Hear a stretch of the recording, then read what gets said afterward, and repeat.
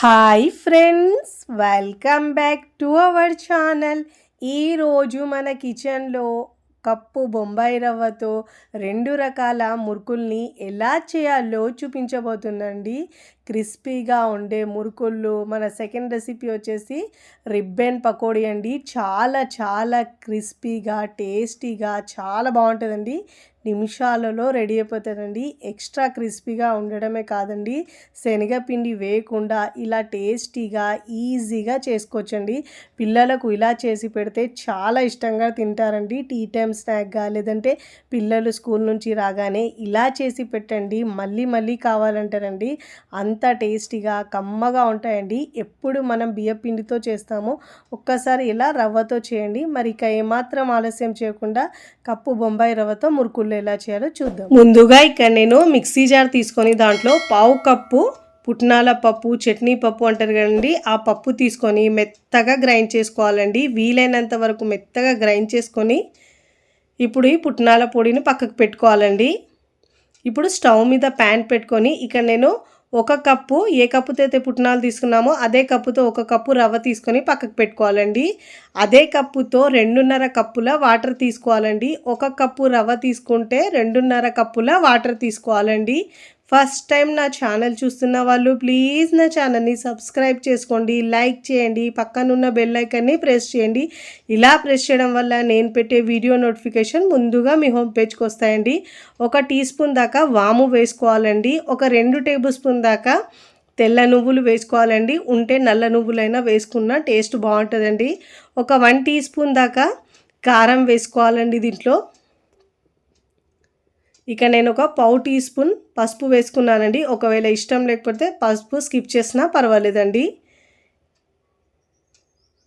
ఇప్పుడు దీంట్లో రుచికి సరిపోయినంత ఉప్పు వేసుకోవాలండి. ఉప్పు, కారం మీ టేస్ట్ని బట్టి యాడ్ చేసుకోండి. ఇలా వాటర్ మరిగే వరకు మరిగించుకోవాలండి. ఇలా వాటర్ బాగా ఉడుకుతున్నప్పుడు 1 కప్పు రవ్వ వేసుకోవాలండి. ముందుగా మనం పెట్టుకున్నాం కదండి, ఆ రవ్వ వేసుకోవాలి. బొంబాయి రవ్వ, సూజీ అంటే చూడండి. 1 కప్పు రవ్వ వేసుకొని ఇలా బాగా మిక్స్ చేసుకొని ఉడికించుకోవాలండి. ఇలా కాస్త దగ్గర అయిన తర్వాత 2 కప్పుల బియ్యపిండి తీసుకోవాలండి. 1 కప్పు రవ్వకి 2 కప్పుల బియ్యపిండి వేసుకోవాలి. ఇలా వేసుకొని స్టవ్ ఆఫ్ చేసుకొని మిక్స్ చేసుకోవాలండి. ఇలా మంచిగా మిక్స్ చేసుకోవాలి. టేస్ట్ అయితే చాలా చాలా బాగా వస్తాయండి. క్రిస్పీగా, గుల్లగా, సూపర్గా ఉంటాయండి. జంతికలు అయితే తిన్నా కొద్దీ తినాలనిపిస్తాయండి. అంత టేస్టీగా ఉంటాయండి జంతికలు అయితే. ఇప్పుడు ఇలా స్టవ్ మీద నుంచి కిందికి దించుకొని ఇలా వేడిగా ఉంది కాబట్టి ముందుగా ఇలా స్పూన్తో మిక్స్ చేసుకోవాలండి. ఇప్పుడు ముందుగా మనం గ్రైండ్ చేసుకున్న పుట్నాల పప్పును కూడా వేసుకోవాలండి. ఇలా వేసుకుంటే టేస్ట్ చాలా బాగా వస్తుందండి జంతికలకు. ఒకవేళ మీకు ఇష్టం లేకపోతే పుట్నాల వేయకుండా కూడా ఇలా అయినా చేసుకోవచ్చు. ఇప్పుడు ఇలా బాగా మిక్స్ చేసుకోవాలండి. ఇప్పుడు కాస్త వేడి తగ్గిన తర్వాత ఇప్పుడు ఇలా చేత్తో బాగా మిక్స్ చేసుకోవాలండి. ఇప్పుడు ఇలా బాగా మిక్స్ చేసుకున్న తర్వాత కొద్దిగా వాటర్ వేస్తూ పిండిని మిక్స్ చేసుకోవాలి. మురుకుల పిండికి మనం ఎలా పిండి మిక్స్ చేసుకుంటాము సేమ్ అదే విధంగా పిండిని మిక్స్ చేసుకోవాలండి. వాటర్ ఒకటేసారి కాకుండా కొద్దిగా వాటర్ వేస్తూ మిక్స్ చేసుకోవాలండి. ఇప్పుడు దీంట్లో ఒక 2 టీ స్పూన్ల ఆయిల్ వేసుకోవాలండి. మీరు వాటర్ మరుగుతున్నప్పుడు దాంట్లోనే ఆయిల్ వేసుకోవాలండి. నేను ఇలా మర్చిపోయానని తర్వాత వేసుకున్నాను. లేదంటే బటర్ అయినా వేసుకోవచ్చు దీని ప్లేస్లో మీరు. ఇక్కడ నేను పిండి మిక్స్ చేసుకున్న తర్వాత జంతికలు వేసుకోవడానికి ఇలా ప్లేట్కి ఆయిల్ అప్లై చేసుకొని తీసుకోవాలండి. ఇప్పుడు ఇలా పిండిని బాగా మిక్స్ చేసుకున్న తర్వాత ఇక్కడ నేను జంతికల గొట్టం తీసుకున్నానండి. ఇక్కడ రౌండ్గా హోల్స్ ఉన్న బిల్లని తీసుకున్నాను. మీకు నచ్చిన బిల్లని మీరు వేసుకోవచ్చండి. స్టార్ ఉన్న గుర్తు బిల్లనైనా వేసుకోవచ్చు. ఇప్పుడు దీంట్లో నుంచి కొద్దిగా పిండి తీసుకొని ఇప్పుడు మనము మిగతా పిండిని తడి ఆరకుండా ఇలా క్లాత్ వేసి పక్కకు పెట్టుకోవాలండి. ఇప్పుడు మనము ప్లేట్ మీద ఆయిల్ అప్లై చేసుకున్నాం కదండి, ఈ ప్లేట్ మీద జంతికల్ని ఒత్తుకోవాలండి. ఇప్పుడు ఇలా రౌండ్గా, లేదంటే మీరు డైరెక్ట్ ఆయిల్లో అయినా ఇలా చేసుకోవచ్చండి. నేనైతే ఇక్కడ చిన్నవి చేస్తున్నాను కాబట్టి ఇలా ప్లేట్ మీద ఒత్తుకొని తర్వాత ఆయిల్లో ఫ్రై చేసుకుంటున్నానండి. మీకు ప్లేట్లో ఎన్ని పడితే అన్ని చేసుకొని ఇలా ఒకవైపు వేస్తూ మరోవైపు ఫ్రై చేసుకోవచ్చండి. ఒకవైపు ఫ్రై అయ్యే వరకు ఇక్కడ మనం ప్లేట్లో వేసుకోవచ్చు మురుకుల్ని. జంతికలు అయితే చాలా గుల్లగా వస్తాయండి. ఇప్పుడు ఇలా వేసుకున్న తర్వాత ఇప్పుడు మనం వీటిని ఫ్రై చేసుకోవాలండి. ఇలా వేసుకొని ఫ్రై చేసుకోవాలి ఆయిల్లో. ఇక్కడ నేను డీప్ ఫ్రైకి సరిపడినంత ఆయిల్ తీసుకున్నానండి. ఆయిల్ని బాగా వేడైన తర్వాత ఇప్పుడు దీంట్లో జంతికలు వేసుకోవాలండి. మీకు కడాయిలో ఎన్ని పడితే అన్ని వేసుకొని మంచి గోల్డెన్ కలర్ వచ్చే వరకు ఫ్రై చేసుకోవాలండి. మంటను హై ఫ్లేమ్లోనే ఉంచాలి. అదే మీడియం లో ఫ్లేమ్లో ఉంచితే మీకు ఆయిల్ ఎక్కువ పీల్చేస్తాయండి. హై ఫ్లేమ్లో ఉంచి మంచి గోల్డెన్ కలర్ వచ్చే వరకు ఫ్రై చేసుకోవాలి. రెండు వైపులా తిప్పుతూ మంచి గోల్డెన్ కలర్ వచ్చే వరకు ఫ్రై చేసుకోవాలి. ఇలా నొరగలు తగ్గి మంచి కలర్ వచ్చి క్రిస్పీగా అయ్యే వరకు వేయించుకున్న తర్వాత ఇలా జాలిగరిటెలో తీసుకోవాలండి. ఇలా తీసుకోవడం వల్ల ఎక్స్ట్రా ఆయిల్ మొత్తం కిందికి వచ్చేస్తుంది. ఇలాంటి టెక్స్చర్ వచ్చే వరకు ఫ్రై చేసుకోవాలండి. ఇప్పుడు ప్లేట్లోకి తీసుకోవాలి. ఇదే విధంగా మిగతా పిండితో 1 by 1 మురుకులు వేసుకొని ఫ్రై చేసుకోవాలండి. ఫ్లేమ్ని మాత్రం హై ఫ్లేమ్లోనే ఉంచాలండి. లో ఫ్లేమ్లో అస్సలు ఉంచొద్దు. మీడియం ఫ్లేమ్లో కూడా ఉంచొద్దండి. అలా ఉంచడం వల్ల ఆయిల్ ఎక్కువ పీల్చేస్తాయి. ఇక నేను అన్నీ ఫ్రై చేసుకున్న తర్వాత ప్లేట్లోకి సర్వ్ చేసుకుంటున్నానండి. చూస్తుంటేనే పిల్లలైతే ఎప్పుడెప్పుడు తినాలని అడుగుతారండి. అంత క్రిస్పీగా గుల్లగా చాలా చాలా బాగుంటాయండి. టేస్ట్ కూడా డిఫరెంట్గా సూపర్ టేస్టీగా ఉంటుందండి. పుట్నాలు కూడా వేస్తాం కాబట్టి సూపర్గా ఉంటుంది. ఇలా చేసి పెడితే పిల్లలు ఎప్పుడు కావాలంటే అప్పుడు ఇష్టంగా తింటారండి. అంత టేస్టీగా వస్తాయి. మీరు కూడా తప్పకుండా చాలా క్రిస్పీగా గుల్లగా ఉండే ఈ జంతికలను ఒక్కసారి ట్రై చేయండి. ట్రై చేసి ఎలా కుదిరిందో నాకు కామెంట్ ద్వారా తెలియచేయండి. తుంచి కూడా చూపిస్తున్నాను చూడండి ఎంత గుల్లగా వచ్చినాయో. ఇప్పుడు మన సెకండ్ రెసిపీ వచ్చేసి కప్పు బొంబాయి రవ్వతో రిబ్బన్ పకోడీని ఈజీగా ఎక్స్ట్రా క్రిస్పీగా ఎలా చేయాలో చూద్దాం రండి. ముందుగా ఇక్కడ మనం రిబ్బన్ పకోడీ కోసము ఉప్మా రవ్వతో చేస్తున్నామండి. 1 కప్పు ఉప్మా రవ్వ తీసుకోవాలి. ఏ కప్పుతో అయితే మనం ఉప్మా రవ్వ తీసుకుంటున్నామో అదే కప్పుతో స్టవ్ మీద ప్యాన్ పెట్టుకొని 3 కప్పుల వాటర్ వేసుకోవాలండి. మీరు గిన్నె గ్లాస్ కొలతలన్నీ ఒకదాంతోనే తీసుకోవాలి.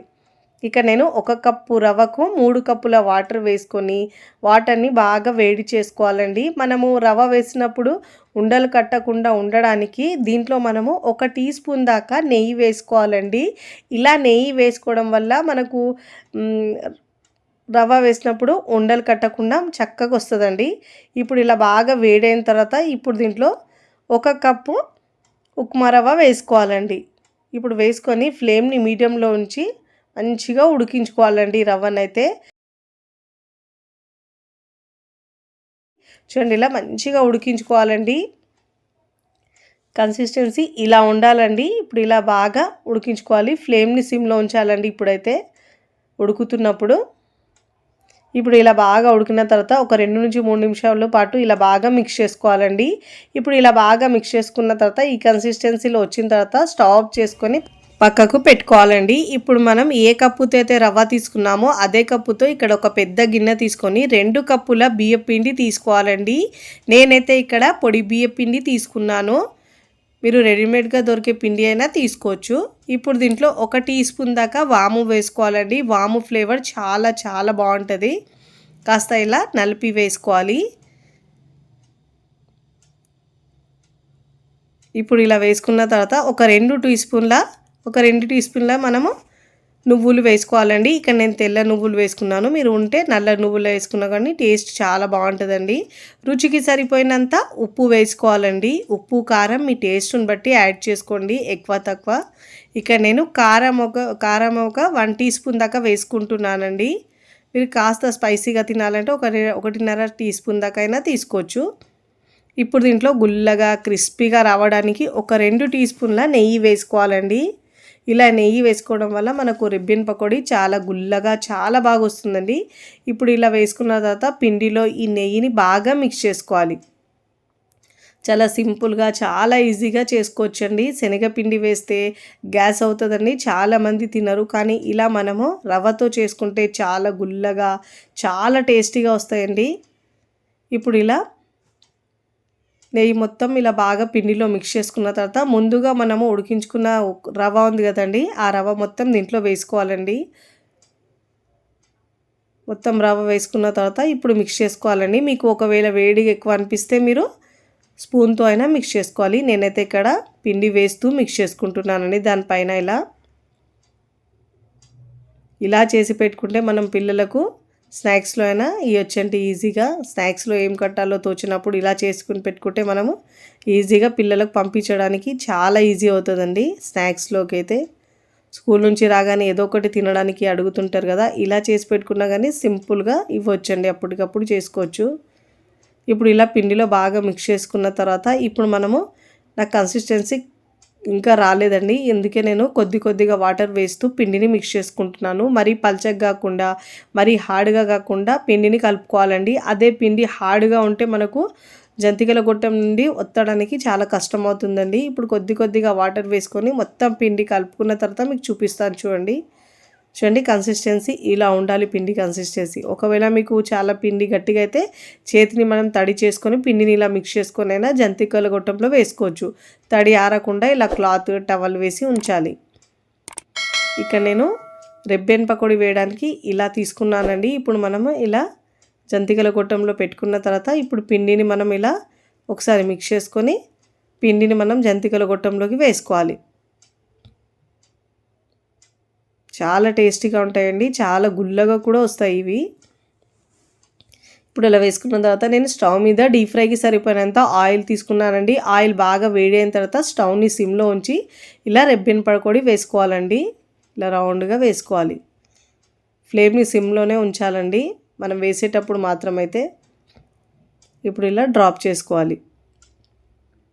మంచిగా క్రిస్పీగా ఒకవైపు ఫ్రై అయిన తర్వాత మరోవైపుకి టర్న్ చేసుకోవాలి. అది ఫ్రై అయ్యేలోపు మనం చూడండి ఇలా చేతిని ఇలా తడి చేసుకొని ఒకసారి పిండిని ఇలా మిక్స్ చేసుకొని వేసుకోవాలండి. ఎందుకంటే నాకు ఫస్ట్ టైం వేసినప్పుడు కాస్త గట్టిగా అనిపించిందండి పిండి అయితే ఒత్తడానికి, అందుకే నేను ఇలా చేతిని ఇలా తడి చేసుకొని పిండిని మిక్స్ చేసుకొని జంతికల గొట్టంలో పిండి వేసుకోవాలి. చూడండి ఒకవైపు ఫ్రై అయిన తర్వాత మరోవైపుకి టర్న్ చేసుకోవాలి. మంచి గోల్డెన్ కలర్ వచ్చే వరకు ఫ్రై చేసుకొని ఇప్పుడు ప్లేట్లోకి తీసుకోవాలి.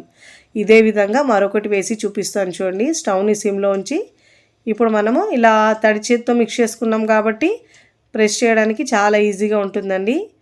మంచిగా ఒకవైపు ఫ్రై అయిన తర్వాత మరోవైపుకి టర్న్ చేసుకొని మంచి గోల్డెన్ కలర్ వచ్చే వరకు ఫ్రై చేసుకొని క్రిస్పీగా సర్వింగ్ ప్లేట్లోకి సర్వ్ చేసుకొని, నేను ఇక్కడ అన్నీ ఫ్రై చేసుకున్న తర్వాత సర్వింగ్ ప్లేట్లోకి సర్వ్ చేస్తున్నానండి. చూస్తుంటేనే ఎప్పుడెప్పుడు తినాలనిపించేలా చాలా టేస్టీగా గుల్లగా సూపర్గా ఉంటాయండి. ఇలా చేసి పెడితే ప్లేట్ అలా ఖాళీ చేసేస్తారు, అంత టేస్టీగా ఉంటాయండి. చాలా బాగుంటాయి. చూస్తుంటేనే ఎప్పుడెప్పుడు తినాలనిపిస్తుందండి, అంత టేస్టీగా ఉంటాయండి. మీరు కూడా తప్పకుండా ఇలా టేస్టీగా ఇంకా హెల్తీగా శనగపిండి లేకుండా రిబ్బన్ పకోడీని ఒక్కసారి ఇలా చేసుకోండి. చాలా టేస్టీగా ఉంటుందండి. ఎప్పుడు చేసినా ఇదే విధంగా చేస్తారు, అంత టేస్టీగా వస్తాయండి. ఇక్కడ తుంచి చూపిస్తాను చూడండి ఎంత క్రిస్పీగా గుల్లగా వచ్చినాయో. తిన్నా కొద్దీ తినాలనిపిస్తాయి, అంత గుల్లగా వస్తాయండి. వీడియో నచ్చితే లైక్ చేయండి, ఫ్రెండ్స్ ఫ్యామిలీకి షేర్ చేయండి. మరికొన్ని టేస్టీ సింపుల్ క్విక్ రెసిపీస్ కోసం టీ కిచెన్ని సబ్స్క్రైబ్ చేసుకోండి. Thanks for watching.